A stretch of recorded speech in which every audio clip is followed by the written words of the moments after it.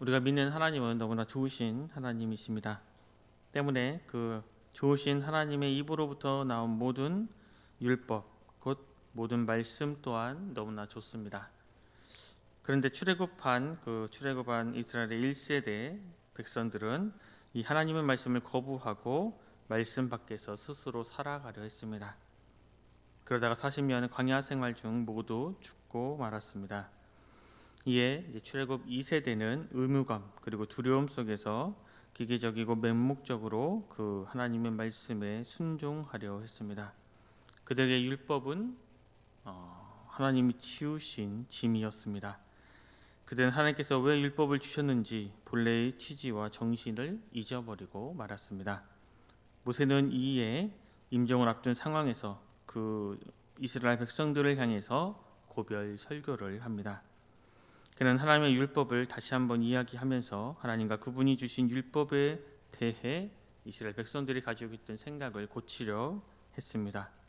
즉 그들에게 하나님과 그분이 율법을 주신 목적을 바르게 상기시켜서 그들의 기쁨과 누림 속에 자발적으로 그 하나님의 말씀에 순종하기를 바랐습니다. 이 모든 율법의 기초가 되는 십계명이 기록된 신명기 5장 속 오늘 본문은 이러한 맥락에서 이해할 수 있습니다. 오늘 본문은 크게 세 부분으로 나누어 볼 수 있습니다. 이스라엘 백성들이 모세를 중재자로 세워달라고 요청하는 부분, 그리고 이 요구를 수용하시는 하나님, 그리고 이에 대한 결론 부분으로 나누어 볼 수 있습니다. 오늘 본문 우리 22절 말씀을 함께 읽겠습니다. 본문 22절 말씀입니다. 여호와께서 이 모든 말씀을 산 위 불 가운데 구름 가운데 흑암 가운데에서 그 음성으로 너희 청해에 이르신 후에 더 말씀하지 아니하시고 그것을 두 돌판에 써서 내게 주셨느니라. 앞선 21절까지 이제 십계명을 다시 한번 이야기한 모세는 이제 22절부터 이어지는 본문에서 십계명이 주어질 당시의 그 상황을 다시 이야기합니다. 22절은 십계명에 대해서 네 가지를 이야기하고 있습니다. 십계명의 기원과 특징, 적용 대상과 그 권위에 대해서 이야기합니다. 먼저 십계명의 기원은 여호와께서 이르신 후에라는 표현으로 십계명이 바로 하나님으로부터 비롯되었음을 이야기합니다. 두 번째로 그 특징으로는 불, 구름, 흑암이라는 하나님의 현현에 대한 세 가지 가시적인 이 표현을 씀으로써 십계명이 하나님의 영광과 성품을 반영한 기준임을 보여주고 있습니다. 세 번째로 총회에 이르신 후에라는 이 표현으로 누가 이 말씀을 들을 적용 대상인가가 나옵니다. 십계명이 이스라엘 백성 모두에게 예외 없이 적용되었다라는 것을 알려주고 있습니다. 마지막으로 십계명의 권위에 대해선 더 말씀하지 아니하시고라는 이 표현으로 앞서 주신 이 십계명은 덧붙일 내용이 없이 완전하고도 최종적인 권위를 지니고 있음을 보여주고 있습니다. 이처럼 십계명은 하나님으로부터 나와 하나님을 반영했고 하나님의 백성 모두에게 완전하고도 최종적인 권위를 지닌 법이었습니다. 하나님께서는 이러한 십계명을 이스라엘 온 회중 전체에게 주셨지만 이 이스라엘 백성들은 하나님의 이러한 거룩하고도 의로운 임재 앞에 두려워 떨었습니다. 이어서 23절 말씀을 제가 읽겠습니다. 산이 불에 타며 캄캄한 가운데에서 나오는 그 소리를 너희가 듣고 너희 지파의 수령과 장로들이 내게 나와. 앞서 언급했던 불 그리고 흑암은 하나님의 현존을 강조합니다. 특히 흑암은 하나님에 대해서 모든 것을 다 알 수 없는 그러한 하나님의 신비를 보여줍니다. 강렬한 이런 하나님의 임재 속에서 수령과 장로들이 모세에게 나왔습니다. 12지파마다 한 명씩 선출했던 대표가 수령이고 또 장로는 나이가 많고 덕망이 있어 백성들의 신뢰를 받던 백성들이었습니다. 즉 이스라엘 전체를 대표하는 집단들이 나왔습니다. 이어서 24절에 보면 그들이 말하되 우리 하나님 여호와께서 그의 영광과 위엄을 우리에게 보이심에 불 가운데에서 나오는 음성을 우리가 들었고 하나님이 사람과 말씀하시되 그 사람이 생존하는 것을 오늘 우리가 보았나이다 이야기합니다. 이스라엘의 대표 수령과 장로들은 하나님을 가리켜 우리 하나님 여호와라고 부르고 있습니다. 그들 스스로 하나님과 관계를 맺은 우리는 언약 백성이다라는 인식을 가지고 있는 것입니다. 그들이 관계를 맺은 그 하나님이 영광과 위엄을 그들에게 나타내셨습니다. 그런데 이 영광과 위엄은 사람이 가까이 할 수 없는 하나님의 속성입니다. 그들은 자신들과 철저하게 구별된 하나님의 거룩하심과 하나님의 의로우심을 보았습니다. 그런데 모세가 거룩하신 그 하나님, 의로우신 그 하나님과 직접 이야기를 나누며 하나님으로부터 직접 십계명을 받았음에도 죽지 않고 살아있는 것을 보았습니다. 그러자 그들은 이제 다음과 같이 요구하고 있습니다. 25절, 26절 말씀에 보면 이제 우리가 죽을 까닭이 무엇이니까? 이 큰 불이 우리를 삼킬 것이요 만일 우리가 우리 하나님 여호와의 음성을 다시 들으면 죽을 것이라. 육신을 가진 자로서 우리처럼 살아계시는 하나님의 음성이 불 가운데에서 바람을 듣고 생존할 자가 누구니까? 그들은 모세가 하나님과 직접 대면에 이야기를 했음에도 불구하고 살아있는 것을 보고 그는 특별하구나 라고 생각했습니다. 반면 자신들은 거룩하신 그 하나님 앞에 하나님의 의로우심과 하나님의 거룩함으로 말미암아 하나님과 직접 이야기하면 죽을 수밖에 없을 것이다 라고 생각했습니다. 이러한 이들의 생각은 자신들을 육신을 가진 자라고 표현하는 점에서 잘 드러납니다. 여기에서 육신에 해당하는 히브리어 바사르는 죄인인 인간이 거룩한 하나님으로부터 심판받는 그러한 상황에서 인간이 하나님의 의로우심과 또 하나님 거룩하심 때문에 죽을 수밖에 없는 존재라는 그 사실을 강조할 때에 주로 사용되는 단어입니다. 그에 반해 하나님은 살아계신 하나님이라고 표현했습니다. 즉 그들은 하나님과 자신의 위치를 정확하게 알고 있었습니다. 그래서 그들은 자신들이 직접 하나님과 대면하지 않도록 모세에게 하나님과 자신들 사이에 중재자 역할을 해달라고 요구를 했습니다. 이렇게 요구를 합니다. 27절에 보면 당신은 가까이 나아가서 우리 하나님 여호와께서 하시는 말씀을 다 듣고 우리 하나님 여호와께서 당신에게 이르시는 것을 다 우리에게 전하소서. 우리가 듣고 행하겠나이다 하였느니라. 이렇게 구체적으로 모세가 자신들의 중재자 역할을 해달라고 요청했습니다. 모세가 하나님께 듣고 그 명령을 자신들에게 전하면 우리는 기꺼이 그 말씀을 지키겠다 약속했습니다. 이처럼 모세는 그 당시의 상황을 회고하면서 자신이 중재자 역할을 하게 된 데에는 백성들의 요청과 합의가 먼저 있었음을 이야기합니다. 그리고 그들이 하나님의 명령을 전해주는 대로 그대로 지키겠다고 약속했었다라는 그 사실을 지금 가나안 땅에 이제 면전에 앞둔 출애굽 2세대들에게 다시 한번 알렸습니다. 그리고 하나님께서는 이스라엘 백성들의 이러한 요구 사항들을 다 들어주셨습니다. 28절에 보면 여호와께서 너희가 내게 말할 때에 너희가 말하는 소리를 들으신지라.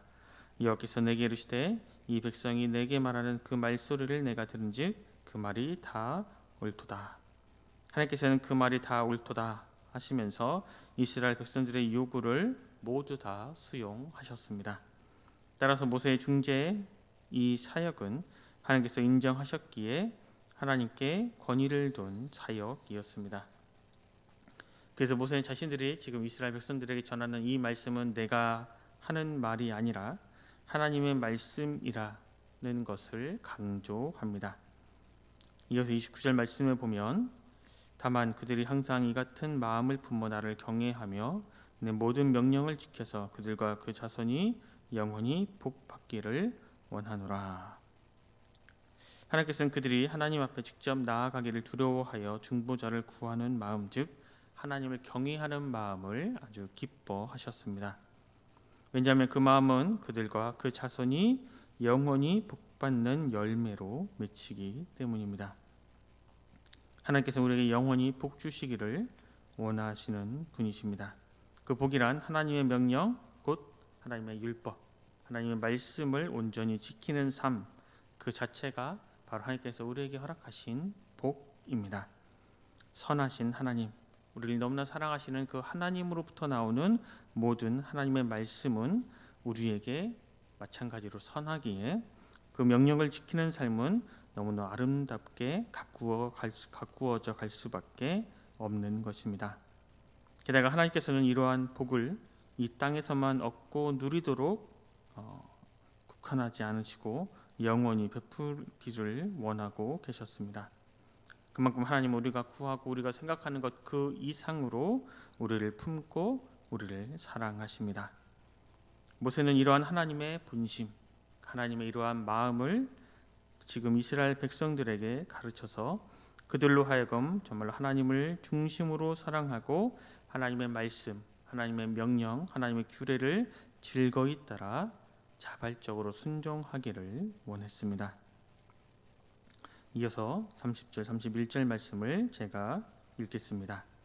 가서 그들에게 각기 장막으로 돌아가라 이르고 너는 여기 내 곁에 서 있으라. 내가 모든 명령과 규례와 법도를 내게 이르리니 너는 그것을 그들에게 가르쳐서 내가 그들에게 기업으로 주는 땅에서 그들에게 이것을 행하게 하라 하셨나니. 하나님은 이스라엘 백성들과 모세들에게 각기 다른 명령을 지금 내리고 계십니다. 이스라엘 백성들은 이제 장막으로 돌아가라 말씀하십니다.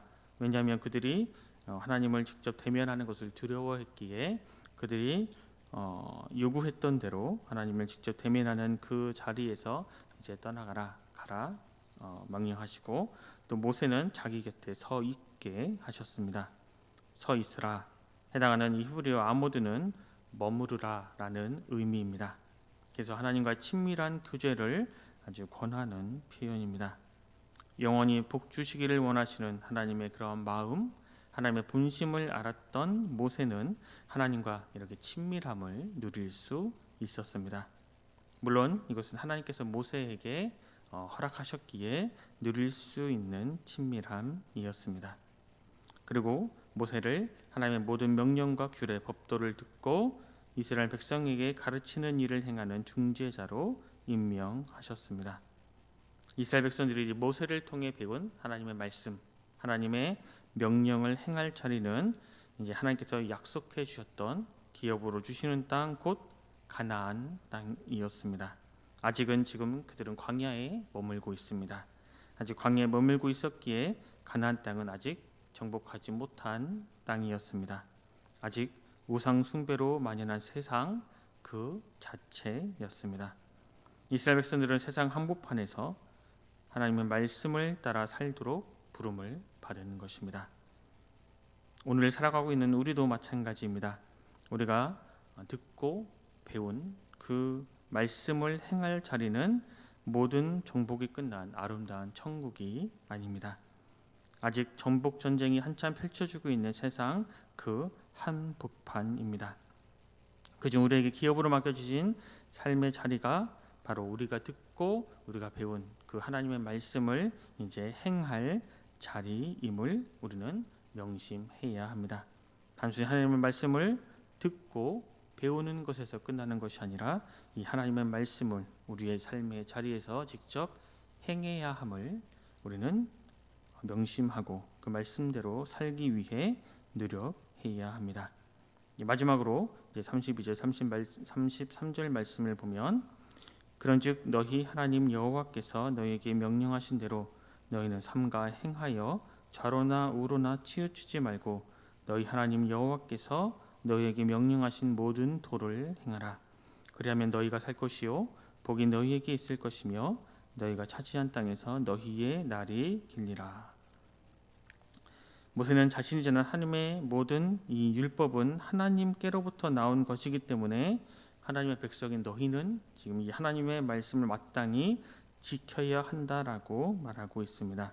이때 좌로나 우로나 치우치지 말고라는 이 말을 사용하는데 이것은 하나님의 율법을 버리고 좌로나 우로나 행해 있는 세상의 길로 가는 행위로 삶의 방향을 돌이키지 말라라는 의미입니다. 이러한 권면은 인간의 본성이 하나님을 떠나려는 그 죄를 가지고 있음을 전제하고 있습니다. 33절에 보면 하나님의 명령을 모든 도라고 표현하고 있습니다.